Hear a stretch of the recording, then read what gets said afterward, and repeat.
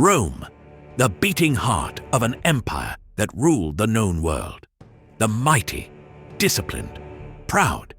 A civilization forged by order, built by discipline, strategy, and steel. Rome had seen tyrants before, but nothing prepared the empire for the storm. This is the story of Rome's Mad King. Year AD 37, it crowned a new emperor, one who would shatter its dignity, corrupt its glory, and plunge its people into terror. His real name was Gaius Julius Caesar Augustus Germanicus, but Rome knew him as Caligula, Little Boots, a nickname carried from childhood, when he marched with his father Germanicus's legions wearing miniature soldier gear. The soldiers adored him. The people loved him. Senators praised him as the heir of a noble lineage. He was charming, generous, almost angelic in public life. For the first months, Caligula played the role of benevolent emperor. He freed prisoners, paid soldiers, threw extravagant games, and Rome celebrated its new golden age. Finally, a fresh start after the paranoid reign of Tiberius. For a brief moment, the empire breathed. But then, everything changed. An illness struck. Within months, Caligula fell seriously ill. Some historians think it was encephalitis, others say poison. Whatever it was, he woke up a completely different person.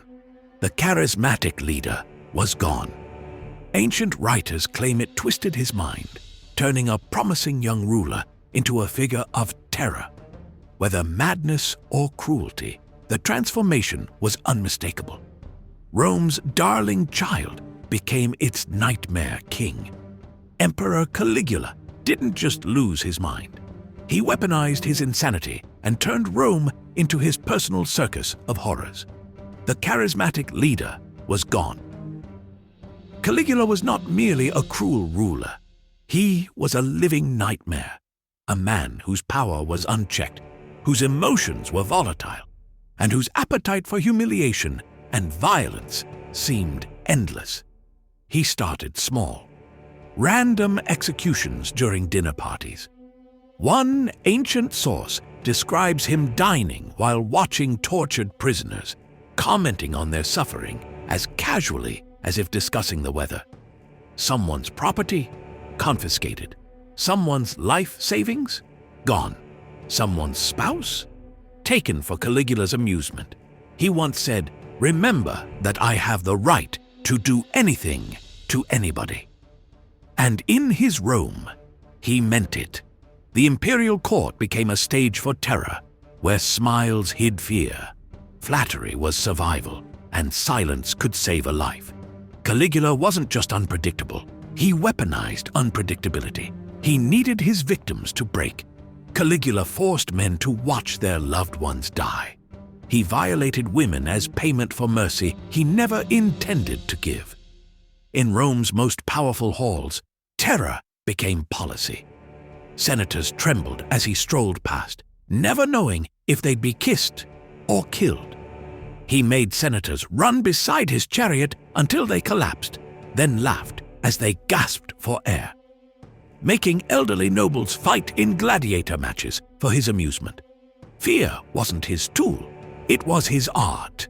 And Rome watched as their emperor transformed from man into monster. Then it escalated. Caligula declared himself a living god and demanded worship. He'd dress up as different deities, Jupiter, Apollo, even Venus, complete with makeup and wigs. He built a bridge across the Bay of Naples just so he could ride his horse across it wearing Alexander the Great's armor. The bridge cost a fortune and served zero purpose. But the horse thing? That actually happened. No figure symbolizes Caligula's madness quite like Incitatus, his prized stallion. The emperor lavished the horse with a marble stable, jeweled collars, servants, and a house furnished nicer than most aristocrats. But Caligula wasn't finished. Ancient historians claim he announced his intention to make Incitatus a senator, a gesture not of affection, but humiliation.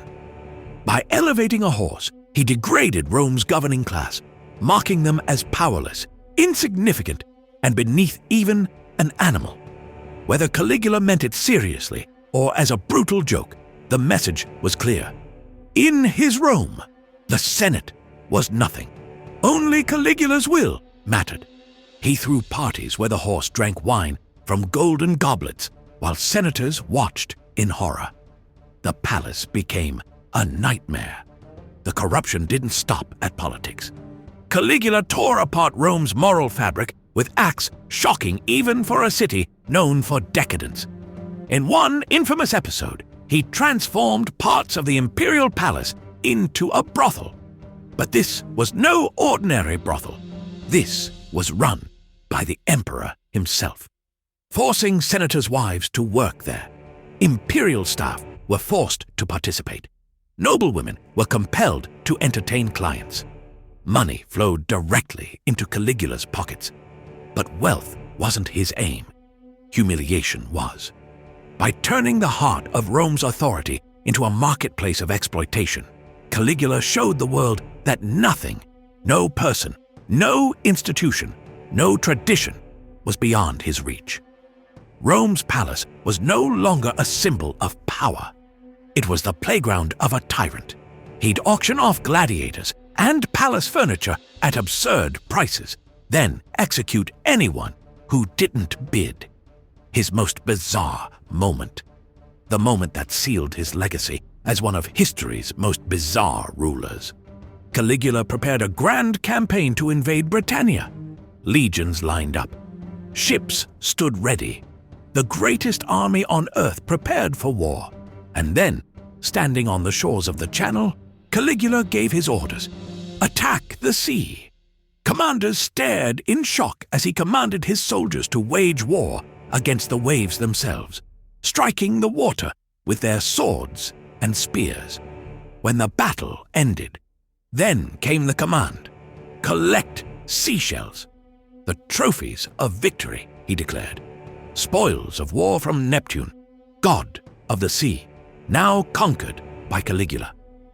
The empire watched, helpless, as the most feared military force in the world became props in the emperor's absurd fantasy. He brought the shells back to Rome and displayed them like trophies.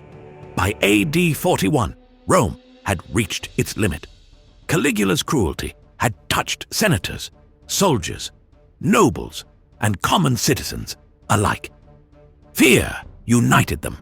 A secret plot took shape.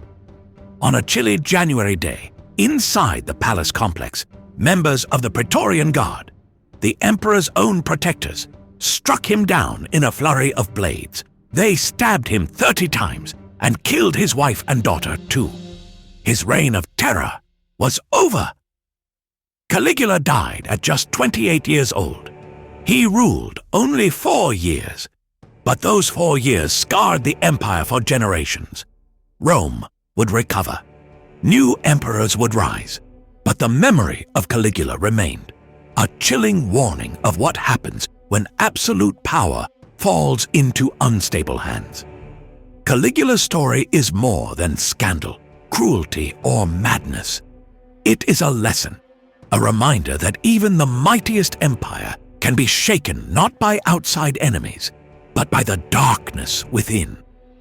This has been Caligula, the Mad King of Rome.